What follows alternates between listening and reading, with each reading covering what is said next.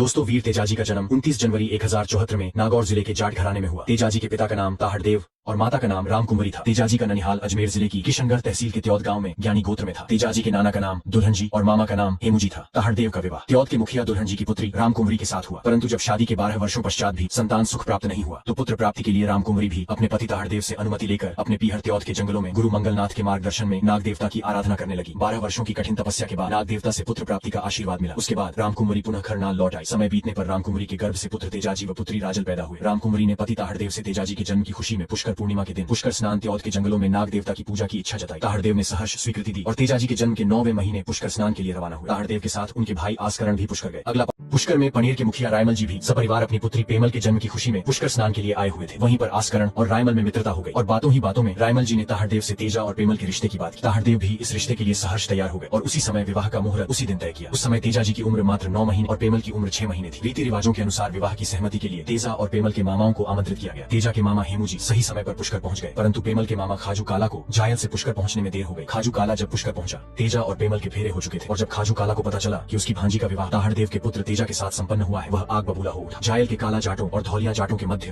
पुरानी दुश्मनी थी। क्रोधित खाजू काला ने अपशब्दों का प्रयोग किया और तलवार निकाली। लड़ाई में खाजू काला मारा गया। तेजाजी की सासू बोदलदे अपने भाई की मौत से काफी नाराज हुई और मन ही मन अपने भाई की मौत का बदला लेने और बेटी पेमल को अपने भाई के हत्यारों के घर न भेजने का प्रण लिया। अगला समय बीतता गया और बक्सा जी ने वृद्धावस्था को देखते हुए खरनाल का मुखिया पद पुत्र ताहड़देव को दे दिया। प्रतिदिन की तरह एक बार जब तेजाजी शिवलिंग पर जल चढ़ाकर आ रहे थे, रास्ते में ठाकुर जी के मंदिर के बाहर भीड़ लगी देखी। नजदीक जाने पर पता चला कि पांचू मेघवाल नाम के बच्चे ने भूख के मारे ठाकुर जी के मंदिर में प्रवेश कर प्रसाद में से एक लड्डू उठा लिया था। इस बात से नाराज पुजारी उसकी पिटाई कर रहा था। तेजाजी ने पुजारी के लात घूसों से पांचू को बचाया और सीने से लगा लिया। पंडित जी ने गुस्से से बताया कि यह नीची जाति का लड़का है और इसने ठाकुर जी के मंदिर में प्रवेश कर और प्रसाद चोरी करने का अपराध किया है। तेजाजी ने पुजारी को समझाया कि छोटी जाति की सबरी भीलने के झूठे बेर भी तो आपके ठाकुर जी ने स्वयं खाए थे। तेजाजी ने बताया कि ठाकुर जी का निवास प्रत्येक प्राणी में है, बालक तो वैसे ही परमात्मा का स्वरूप होता है। उस दिन के पश्चात पांचू मेघवाल तेजाजी के सानिध्य में रहा। उसके बाद ताहड़देव का मित्र लखी बंजारा एक बार जब माल लादकर खरनाल के रास्ते सिंध की ओर रहा था, ताहड़देव के आग्रह पर खरनाल में डेरा लगाया। उसी दिन लाखा के डेरे में एक गर्भवती घोड़ी ने एक सफेद रंग की बछिया को जन्म। बछिया के जन्म लेते ही उसकी मां मर गई। लाखा ने नवजात बछिया को उपहार स्वरूप बालक तेजा को दे दी। तेजाजी ने उस बछिया की सेवा की, उसे गाय का दूध पिलाकर बड़ा किया। तेजाजी ने उसका नाम लीलन रखा। लीलन तेजाजी की प्रिय सखी बन गई। समय अपनी गति से आगे बढ़ता रहा। तेजाजी ने अपने भाइयों के साथ पिता ताहड़देव और दादा बक्सा जी से मल्ल युद्ध और भाला चलाना सीखा। काका आस्करण ने तेजा को तलवार चलाना सिखाया। इसी बीच लुटेरों ने खेतों को देखने गए ताहड़देव और आस्करण पर धोखे से हमला किया और उनकी हत्या कर दी। यह देख पंचों ने पुनः बक्सा जी को खरनाल के मुखिया पद पर बिठाया। 9 वर्ष की उम्र में तेजाजी कुछ वर्षों के लिए अपने ननिहाल त्योद चले गए और वहीं पर गुरु मंगलनाथ से शिक्षा लेने लगे। त्योद में मामा हेमुजी से धनुर्विद्या और तलवारबाजी सीखना जारी रखा। 16 वर्ष के होने पर तेजाजी खरनाल वापस लौटे। उस समय खरनाल चोरों और लुटेरों के चौतरफा हमले झेल रहा था। तेजाजी ने आते ही खरनाल को चोर के आतंक से मुक्ति दिलाई। 1160 का वर्ष था। इस बार इंद्रदेव कुछ ज्यादा ही मेहरबान हुए और जेठ आषाढ़ माह में ही भरपूर बारिश होने लगी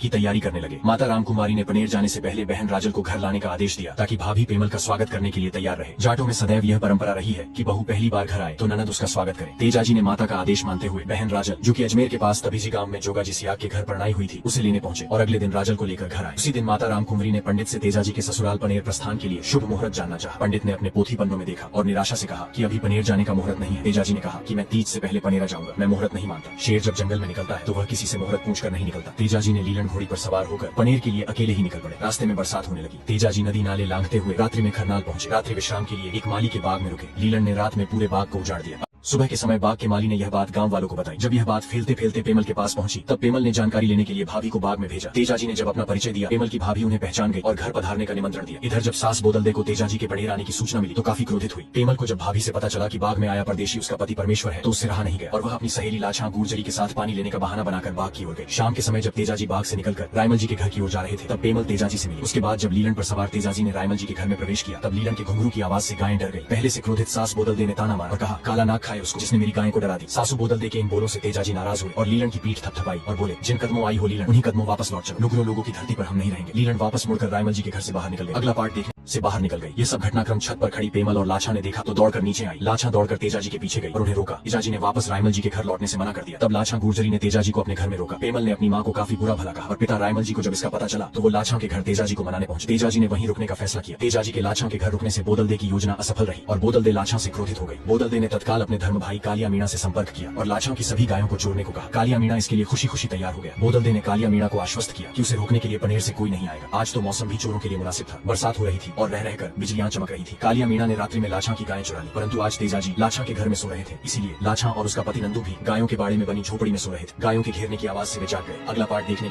वे जाग गए। नंदू ने जब प्रतिरोध किया तो चोरों ने उसे भी पीटा और भाग गए। लाछा ने चोरी की सूचना मुखिया रायमल जी तक पहुंचाने की कोशिश की, परंतु बोदल दे जो इसके लिए तैयार थी उसने बाहर से ही लाछा को भगा दिया। लाछा जानती थी कि जितना समय बीतता जाएगा उसकी गायों का वापस मिलना भी उतना ही मुश्किल होता जाएगा। रोती हुई लाछा ढोली के घर पहुंची, क्योंकि पुराने जमाने में युद्ध की तैयारी के लिए ढोल को खास लय में बजाया जाता था ताकि गांव वाले सतर्क हो जाए। वैसे ही लाछा ने ढोल बजाने का अनुरोध किया, परंतु ढोली ने भी उसे मना कर दिया, क्योंकि बोदल दे ने उसे पहले ही धमका रखा था। निराश और रोती हुई लाछा अपने पति के पास पहुंची और उसे लेकर अपने घर पहुंची, जहां तेजाजी सो रहे थे। लाछा नंदू के साथ घर के बाहर बैठकर रोने लगी। लाछा के रोने की आवाज सुनकर तेजाजी की नींद खुल गई और तेजाजी ने लाछा से रोने का कारण पूछा। लाछा ने गायें चोरी होने की बात बताई। फिर तेजाजी बोले, तुम चिंता मत करो लाछा, तेजा जाट तुम्हारी एक एक गाय को वापस लेकर आए। तेजाजी ने अपने हथियार उठा लिए और अंधेरे में लीलन चोरों के भागने की दिशा में बढ़ गए। अगला पार्ट देखने के लिए अंधेरे में चमकती बिजली की चमक में तेजा गायों के निशानों का पीछा करते हुए आगे बढ़ रहा था। वर्तमान सुरसुरा के नजदीक तेजाजी को बिजली गिरने से एक जगह आग लगी हुई दिखाई दी। आग में एक नाग नागिन का जोड़ा फंसा हुआ था, जिसमें से बिजली गिरने से नागिन मर चुकी थी और नाग भी जलने वाला था। तेजाजी ने जीव दया करते हुए भाले की नोक से नाग को आग के घेरे से बाहर निकाल दिया। नाग को बचना अच्छा नहीं लगा और गुस्से में तेजाजी को काटना चाहा। तेजाजी बोले, मैंने तो आपका भला ही चाहा और आप मुझे ही डसना चाहते हैं।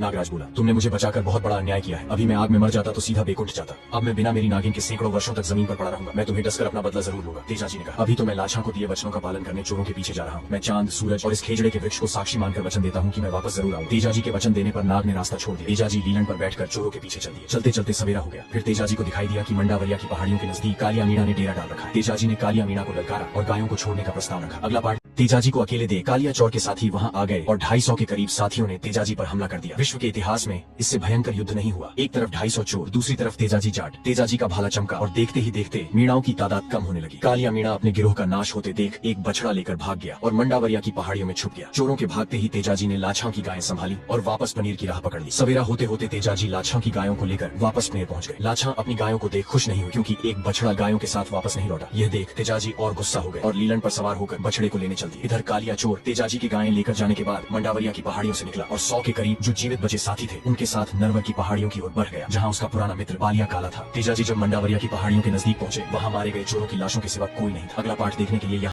तेजाजी ने बछड़े की तलाश की और जब नहीं मिला तो गीली जमीन पर चोरों के जाने की दिशा में बढ़ गए। कालिया चोर और बालिया चोर दोनों नरवर की पहाड़ियों के नजदीक मिले और एक दूसरे का हाल जाना। कालिया ने जब बालिया काला से सहायता मांगी तो उसने मदद करने की हाँ भरी। जब कालिया को पता चला कि तेजाजी उसे ढूंढते हुए इस तरफ आ रहे हैं, कालिया चोर तेजाजी के पराक्रम से वाकिफ था। उसने आमने सामने की लड़ाई के बजाय बालिया काला के साथ छुपकर तेजाजी पर हमला किया। धोखे से किए हमले से तेजाजी बुरी तरह घायल हो गए, परंतु उनका भाला पूरी तेजी से चलता रहा। लीलन ने भी अपना द्रोण रूप दिखाया। कई चोरों को लीलन ने धूल चटा दी। घायल तेजाजी ने कालिया बालिया के सभी साथियों को नष्ट किया और उन दोनों पापियों का वध किया और बछड़े को लेकर पनेर के लिए रवाना हुए। पनेर पहुंचकर तेजाजी ने लांछा को बछड़ा सौंपा और लीलन पर सवार होकर उस स्थान पर पहुंचे जहां नाग उनका इंतजार कर रहा था। नागराज ने तेजाजी के लहू से भरे शरीर को देख डसने से मना कर दिया। तेजाजी ने अपनी जीभ पर डसने का निवेदन किया, तब नाग ने तेजाजी की जीभ पर डस लिया। अगला पार्ट देखने के लिए